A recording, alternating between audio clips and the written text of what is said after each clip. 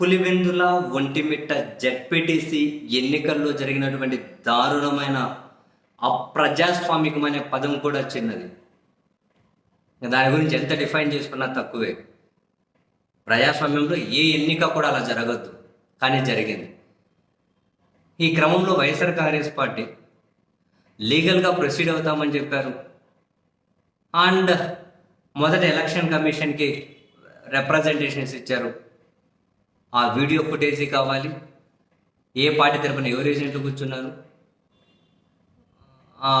ఆ ఎన్నికల పర్యవేక్షించిన అధికారి డైరీ, అన్నీ కూడా ఆ ఎన్నికల డైరీ, అట్లా 7 అంశాలతో మాకు వివరాలు కావాలి అని చెప్పి ఎన్నికల కమిషన్కి, రాష్ట్ర ఎన్నికల కమిషన్కి వాళ్ళు వినతి పత్రం ఇచ్చారు. ఆ రోజే మాట్లాడుకున్నాం, ఎలక్షన్ కమిషన్ వైసీపీకి రిప్లై కూడా ఇస్తుంది అని నేనైతే భావించడం లేదు, అని చెప్పాను. అండ్ సీసీటీవీ అంటే వెబ్కాస్టింగ్ కదా, సీసీటీవీ ఫుటేజ్ ఇస్తారు అని నేను ఏ క్వశ్చన్ కూడా అసలు నేను కాదు మీరైనా ఎవరైనా ఎక్స్పెక్ట్ చేయరు. సరే, ఒక వినతి పత్రం అయితే ఇచ్చారు కదా, చూద్దాం ఎలక్షన్ కమిషన్ రెస్పాన్స్ ఎట్లుంటుందో అనుకున్నాం.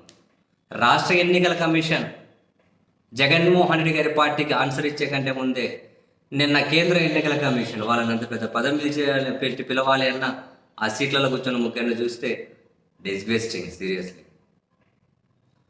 ఆ కేంద్ర ఎన్నికల కమిషన్ ఇండైరెక్ట్గా సమాధానం చెప్పింది కదా, ఆ వీడియో రికార్డింగ్స్ ఇస్తే మహిళల ప్రైవసీ మ్యాటర్ అట, మనకు మైండ్లో బ్లాక్స్.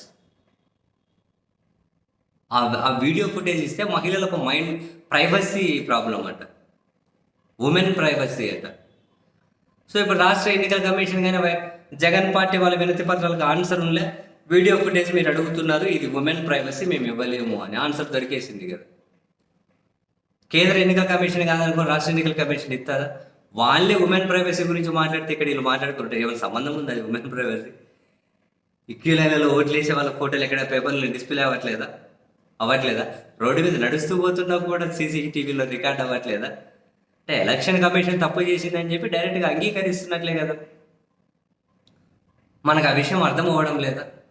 ఎంత దారుణం చూడండి.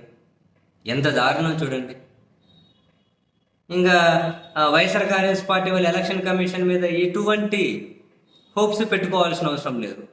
అయితే వాళ్ళు న్యాయస్థానాలకు వెళ్ళాలి. న్యాయస్థానం అయినా కనుక ఎలక్షన్ కమిషన్ మించి వాళ్ళు ఏమైనా ఆదేశాలు ఇస్తారని చెప్పి నాకు అనిపిస్తలేదు.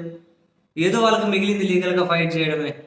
ఇంక ఇటువంటివన్నీ ముదిరిపోతే జగన్ గారు చెప్పినట్లు ఇంక వాళ్ళు వీళ్ళు కొట్టుకోవడమా, అట్లా అదేనా? ఇంకా కొట్టుకొని ఇంకా అధికారం కోసం ఆ గూపు ఈ గూపు కొట్టుకోవాలన్నారు. ప్రజాస్వామ్యం హరించకపోతే లాస్ట్కి అదే జరుగుతుందేమో, ఏం చేద్దాం.